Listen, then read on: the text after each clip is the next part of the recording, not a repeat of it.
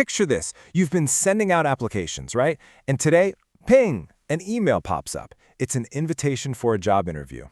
How do you actually feel in that exact moment? Are you pumped up and raring to go?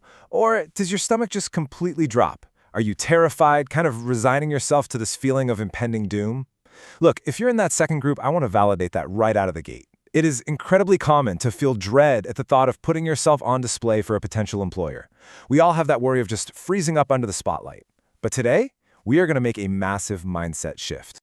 Because, well, here is the hard truth. If you go in with that sense of impending doom, it literally becomes a self-fulfilling prophecy. Our source material puts it perfectly. Negative attitudes represent the absolute kiss of death for any job interview. Think about it. If you walk into that room already unconfident, you're practically labeling yourself a loser before you even shake hands. And interviewers? Oh, they notice that instantly. They are highly tuned into candidates who seem uncomfortable or ill at ease. So we've got to change that narrative. The whole goal of this explainer today is to completely transform those totally natural worries, those familiar patterns of fear, into sheer determination.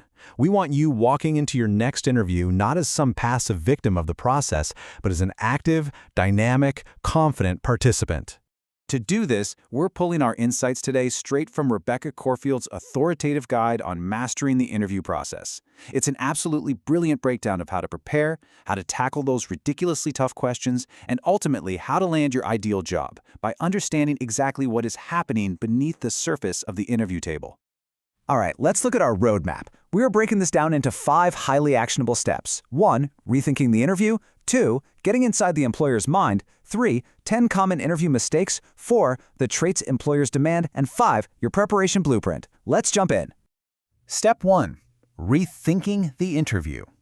Okay, first things first, we have to stop viewing the interview as some terrifying police interrogation. You are actually in control of the way you come across. Seriously, think about it. Your history, your experience, your specific skills, they aren't just bullet points on a resume. They're the story of your life. And no one else can speak for you in that room. No one can force you to look or behave in a way you don't want to, right? And nobody can make you say something you don't believe. You get to dictate your own narrative here. The interview is going to go the way that you lead it. Step 2. Inside the employer's mind. Why are they even talking to you in the first place? Well, you have to consider the employer's stress level. Did you know that wages and salaries often make up 70% or more of a business's total costs? That's a massive number. That makes recruitment a high-stakes financial investment. Making a hiring mistake is wildly expensive and it can totally destabilize a team. So, the employer isn't actually out there trying to trick you. They are just desperately trying to mitigate their own financial risk. So how do they mitigate that risk? They look for what we call the core 3. Your qualifications, your experience, and your personality. Now, here's a really interesting twist. Of these 3 basic requirements, personality is actually the most crucial. It's true. Candidates might be a little short on technical skills or maybe lack the perfect experience, but they still get the offer. Why? Because skills can be taught and experience is gained on the job, but your fundamental character? That cannot be easily changed. But wait, what happens in a highly competitive market when, say, 5 candidates meet those core 3 requirements? That is when employers start looking for the secret sauce, vision and added value. Vision is simply your idea for how this specific job will develop. Added value is that unique extra spark you bring to the table. Look, employers don't want to hold your hand for the first 3 months. If you can show them you've got the vision to hit the ground running and add immediate value, boom, you instantly rise above the competition. Step 3. 10 common interview mistakes. Before we can really talk about winning, we've got to look at the traps candidates constantly set for themselves. You'll see 10 common pitfalls here. And honestly, nerves cause most of these fatal errors. You might even recognize a few from past experience. Things like giving one-word answers, or the opposite, providing vague, unstructured waffle. But here's a massive one. Focusing way too much on what the job will do for your career instead of what you can offer the organization. The employer already knows the job helps you pay rent. They want to know how you are going to help them. Moving right along to step 4. Traits employers demand. Let's completely flip the script now. These are the top 10 winning traits that employers are actively hunting for. They want flexibility, a positive attitude when things get tough, and a genuine keenness for responsibility. As one international employer highlighted in the source material, passion and optimism are very infectious. And that's so true. Whether you're in the private sector or working for a nonprofit, demonstrating these specific traits proves you're a supportive team member who can handle change and really drive the organization forward. And finally, step 5, your preparation blueprint.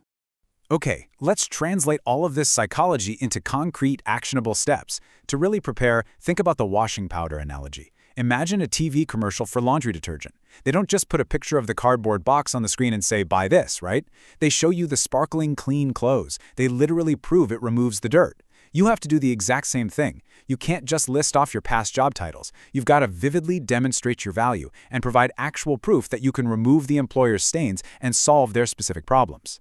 So how exactly do we do that? By using this incredibly effective 3-step process. Number 1, print out the job description and physically underline every single verb, the main actions they need you to perform. Number 2, make some rough notes matching your specific past experiences to every one of those verbs. And number 3, convert those rough notes into proper, typed-out sentences and practice saying them out loud. Doing this practically guarantees you'll have a rehearsed, evidence-backed answer for every single duty they throw at you. You are literally writing your own commercial. And as you're rehearsing your commercial, you have to keep this one vital question in mind, because it's playing on a continuous loop in the employer's head. Which one of the people I am interviewing today would offer my organization most? That's it. That's what they care about. They aren't thinking about your sweaty palms, and they aren't worried about your 5-year career plan. They are looking for the absolute best investment for their team. Every part of your presentation has to explicitly answer this single question. So, I'm going to leave you with this final empowering thought. Are you ready to stop letting fear run the show and finally take strategic control? Once you understand the employer's mindset, sidestep those common traps, and rigorously use that 3-step preparation blueprint, you are completely transformed. You are no longer just a passive candidate hoping to get lucky. You are a highly prepared professional offering a real solution. Take everything from this explainer, use it, and turn that intimidating interview into a guaranteed career victory. Get out there, underline those verbs, and go show them exactly what you can do.